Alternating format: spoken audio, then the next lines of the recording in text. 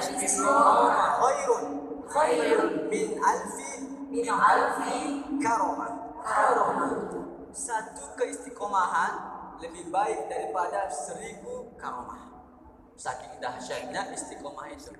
Ya, maka kita harus tahu hak Al-Quran itu sama kita itu apa. Kita harus paham Al-Quran itu punya hak kepada diri manusia. Yang pertama itu membacanya. Paham nggak kalau itu adalah surat cinta daripada Allah Subhanahu Wa Taala? Ya, teman-teman kalau masuk SMS atau WhatsApp atau DM dari orang yang paling dicinta, kira-kira langsung deket gak? Langsung ambil HP-nya. Wah, langsung semangat sih tadi. Apa enggak dulu, nanti aja dulu, ngopi aja dulu baru. Gak mungkin, langsung diambil, langsung dibaca, dibales. Ya. Apalagi yang misalkan yang bawel orangnya, bunuh diri. Kok di Erdogan? Ada begitu di sini? Ada ya. Maka teman-teman ya harus tahu pertama haknya membaca. Harus kita baca Al-Quran. Makanya tadi kita di opening tadi Yasir Lana dibaca. Bacalah Al-Quran, bacalah Al-Quran, Al-Quran sumber kehidupan.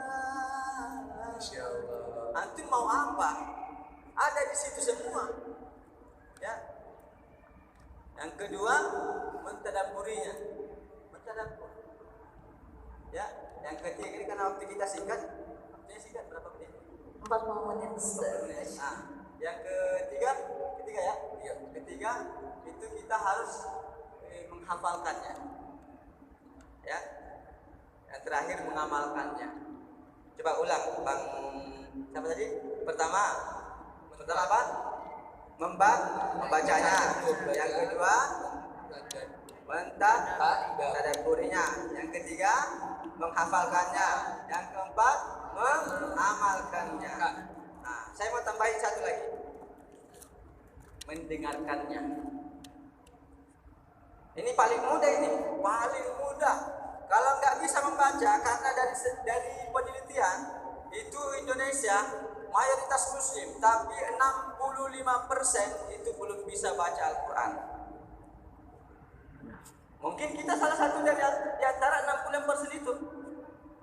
Ya, ya udah kalau kau nggak bisa membaca, nggak bisa mentadabburi, nggak bisa menghafalkan, nggak bisa juga untuk mengamalkan, minimal kamu satu saja, mendengarkan. Ya, wa idza quri'al Qur'an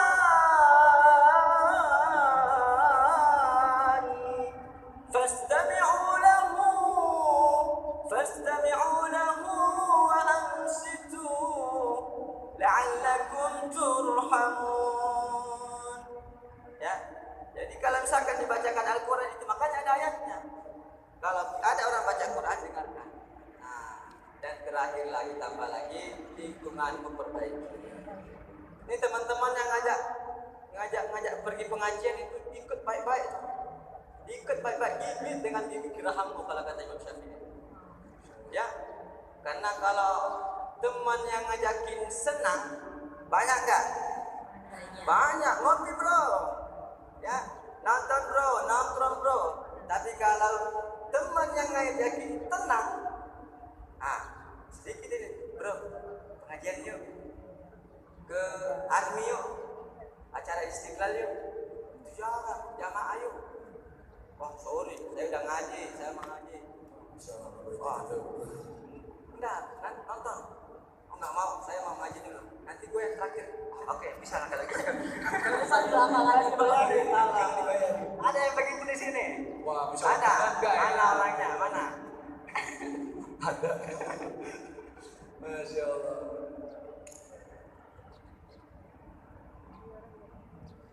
Oke, teman-teman. Jadi ada kisah di zaman Rasulullah SAW. Ada pemuda lagi baca Al-Quran, surah Al-Kahfi saat itu dibaca. Ada sahabat yang mendengarkan. Di depan rumahnya sahabat pemuda ini yang baca Quran, ada kuda. Ada kuda yang berada di rumahnya. Begitu selesai baca Quran, itu kuda pergi jauh, lari. Kabur dia lari kudanya. Yang bikin heran para sahabat yang lain itu kudanya lari dan di atasnya awan menaungi mereka, menaungi kuda ini. Jadi ada awan gitu. Kuda lari, tapi di atasnya awan. Ya, dinaungi oleh awan. Maka sahabat ini bertanya kepada Rasulullah SAW, ya Rasulullah, ada kejadian yang luar biasa ya Rasulullah. Yang saya tengok tadi, saya dengar si Fulan membaca Al-Quran surah Al-Kahfi, ya. Lalu kuda ini pergi, lari kabur, dan awan menaungi kuda tersebut. Maka apa kata Rasulullah SAW? Itu karena kuda itu mendengarkan tadi si Fulan membaca Al-Quran. Itu kuda. Bu. Ya. Oi. Ya. Ini masih hidup kan nih? Sih. Halo, Bang. Oi, Bang. Oi.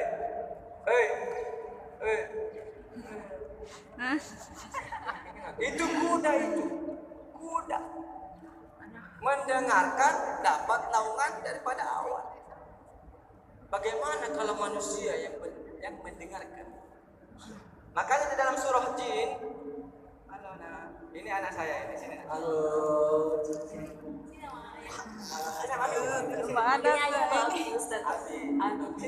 Ini anak pertama saya, Kakak Haura Sitriyah Borok. Semuanya lahir di bulan Syawal.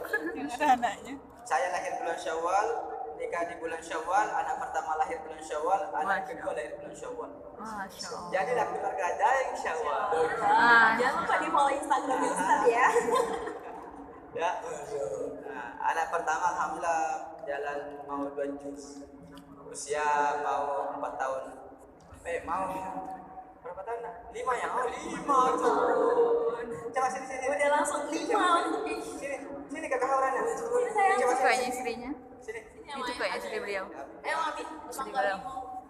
Nanti nah. oh ya Allah, Ustaz. Sama Abi. Malu-malu tuh kayaknya tuh, malu-malu. Gak apa-apa. Bukan. Malu-malu betul. Kebetulan saya bareng sama istri juga ada di belakang. Jadi mohon maaf para ibu-ibu, saya bareng sama istri. Jadi mohon maaf pendaftaran sudah tutup. Jangan nanya pula Ustaz, biasanya ada gelombang kedua Ustaz. Gelombang kedua. Ya. Nah, itu kuda mendengarkan ayat, mendengarkan orang yang membaca Quran dapat naungan daripada awan. Apalagi kita sebagai manusia, fastami'u lahu wa ansitu la'allakum turhamun. Biar dapat kesayangnya Allah Subhanahu wa taala. Maka kalau ada yang baca Quran, ada yang ceramah, jangan lupa dengarkan. Di dalam surah Jin dikatakan, "Qul uhiya ilayya annahu istama'a nafarun minal jinni faqalu inna sami'na Qur'anan 'ajaba." Ya. Ketika Al-Quran dibacakan oleh Rasulullah SAW, ya, apa kata para jin? Ya, dia mendengarkan. Ya, qul uhiya ilayya annahu istama'a nafarun minal jinni faqalu inna sami'na Qur'anan 'ajaba. Inna sami'na, sesungguhnya kami mendengarkan. Ibaratnya ini begini. Jin itu lagi ngumpul, ada yang lewat sesama jin, itu dipanggil jinnya. Ada maksa jin. Ya, jadi dipanggil jinnya, jin. Dipanggil jinnya. Bro, dengerin. Ini ada Rasul baca Quran. Lu dengerin. Itu jin. Dikumpulin temannya, dicegat temannya untuk apa? Inna sami'na Qur'anan 'ajaba. Saya mendengarkan Al-Quran, ya, dan ngomong apa? Ajaba. Ajaba itu sudah diserap kepada bahasa Indonesia, namanya ajib. Pernah dengar nama ajib? Bahasa Indonesia? Ajib itu apa? Enak, bagus, cakep, keren. Apalagi pakai ain, ajib. Kalau pula aja. Ya. Inna sami'na Qur'anan ajaba. Saya mendengarkan bahwasanya Quran itu memang enak. Maka ini catatan bagi kita teman-teman. Kalau misalkan nih Al-Quran dibacakan baik itu sebagai qori ataupun para penceramah, ya seperti sekarang ini, dan ada yang masih ngobrol, ada yang masih main HP, berarti dia lebih parah daripada jin. Gak usah saling lihat, gak usah saling lihat. Gak usah saling lihat. Ada yang mau lebih parah daripada jin. Ada yang mau lebih parah dari saya? Jin kan? Saya jadi jin. Ya, memang ini minal jinnati wan nas. Memang kita harus berlindung daripada itu ya. Ya, ayahanda ibunda tercinta, ingat, itu udah tingkatan terendah.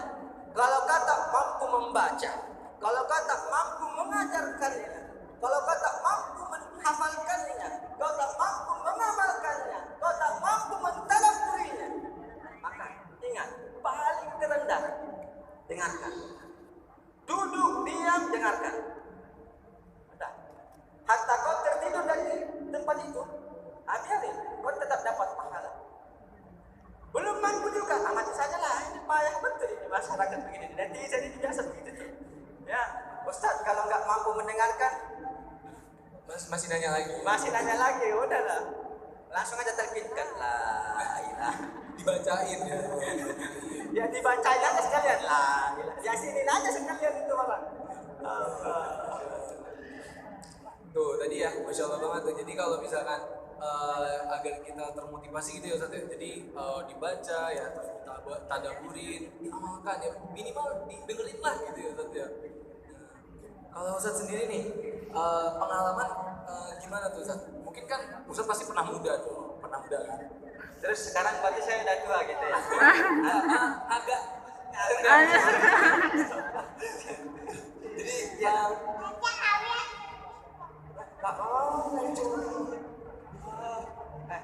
Jadi adik, mugrok sudah bilang. Selawatan mugrok. Adik, boleh nih salawatan nih. Jago dia. Sini. Adik Maher. Kalau enggak kan bisa Nahura mungkin. Sini Kak. Coba. Sini kakak Masya Maher. Allah, sama Ustaz. Sapa dulu semuanya. Coba sahabat dulu kan. Silakan duduk. Oke. Nih mau selawatan atau mau baca Quran? Boleh.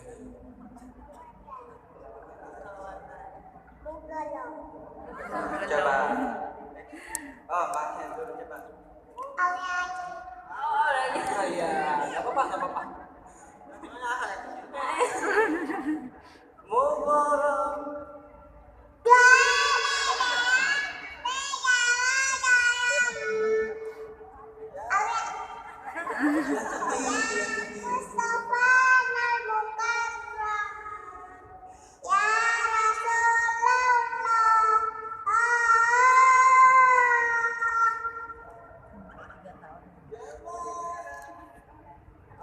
Turunin nadanya.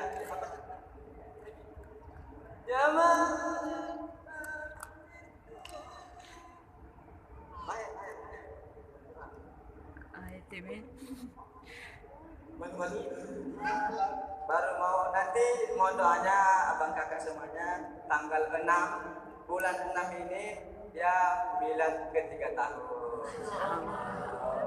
Jadi ini lahir tanggal 6 bulan 6 dan hampir jam 6 pagi lahirnya. Masya Allah. Jadi semuanya itu kayak ada angka-angka yang luar biasa.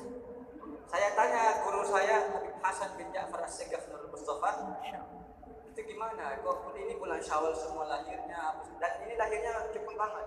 2 kali teriak keluar.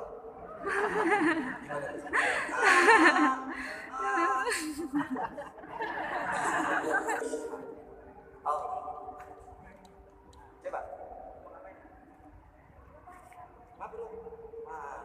Mabruk alfa mabruk.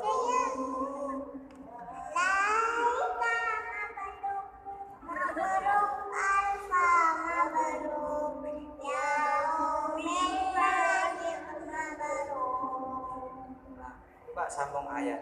Bisa nggak sambung ayat ini? Coba. Jangan nana lagi. Pertama malu-malu. Itu ini udah nyaman. Coba sambung ayat yang ketahuan dulu ya. Boleh nggak? Coba sambung ayat ini. Inna lil muttaqina inda rabbihim jannatin na'im.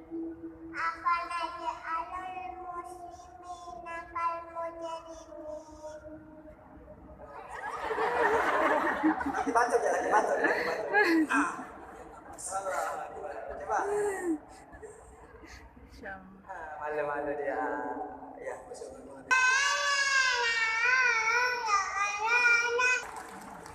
Nah, satu, masya Allah banget ya, kita jadi termotivasi nih. Wah, anak-anak Ustadz aja bisa tuh tadi tuh hafalan. Masya Allah. ngomong-ngomong, udah ada belum?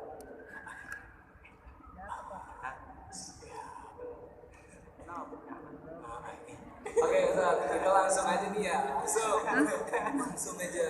Tadi kan Ustadz udah banyak nih menyampaikan materinya ya Kak ya. Masya Allah. Mungkin kita buka aja kan nih ya Kak ya, sesi tanya jawab. Berapa nih Kak? Berapa dulu nih sesi tanya jawabnya? Mungkin sesi tanya jawab yaitu 1 ikhwan dan 1 akhwat. Adalah ketika bangun tidur pagi subuh, ya subuh nggak pakai o, subuh tadi ada nggak pakai o, ya. Nah, bangun subuh itu latihan paling baik.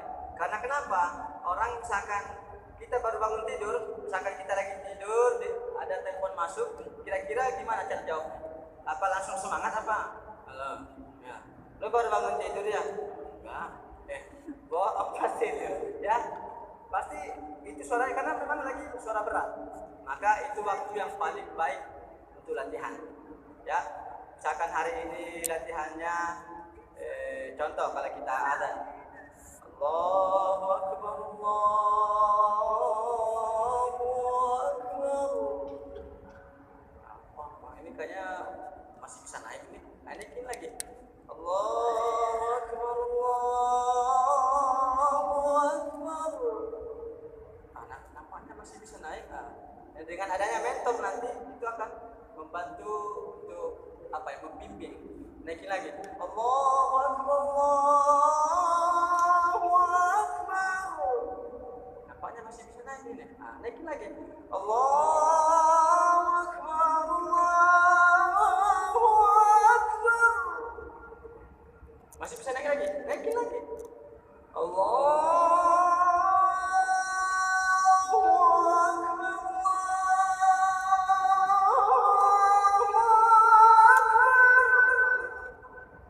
naikin lagi. Mau bunuh saya ini nampaknya.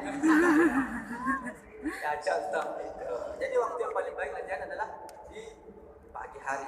Pokoknya bangun tidur hajar. Nanti siang itu kamu akan rasakan itu gimana ringan tenggorokannya. Di mana-mana itu orang pemanasan kan? Pemanasan. Maka itu adalah salah satu pemanasannya. Naikin. Dan sampai bengek memang. Kayak tadi itu ada teman kita tadi pas kita sholawatan.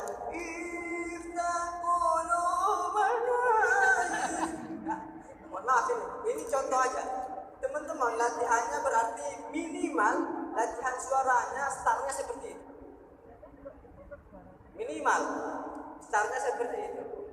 Nanti akan terbiasa, itu akan hilang tadi yang fals tadi akan hilang. Ya, akan lantang semua. Nah, ya nanti selamat mencoba. Oke. Yang kedua, tadi masalah itu syiar kan, sebenarnya itu syiar kamu. Ya, karena punya tetangga yang non muslim, gak usah sebut agamanya, ya non muslim. Saya teringat dengan sebuah cerita, kisah seorang kiai. Ini bertetangga dengan non muslim. Nah, non muslim ini pengen bikin kiai ini marah sama dia. Dikerjain lah pokoknya. Dia jadi dipanggil ke rumahnya, habis itu begitu sampai di rumahnya disuruh pulang. Pulang aja nggak jadi. Berapa kali itu seperti itu. Pokoknya dikerjain habis-habisan kiai ini. Kiainya ini begitu disuruh pulang ke rumahnya tanpa keluar satu huruf pun akan atau sampai apa lagi dibilang sampai marah, dia nggak marah.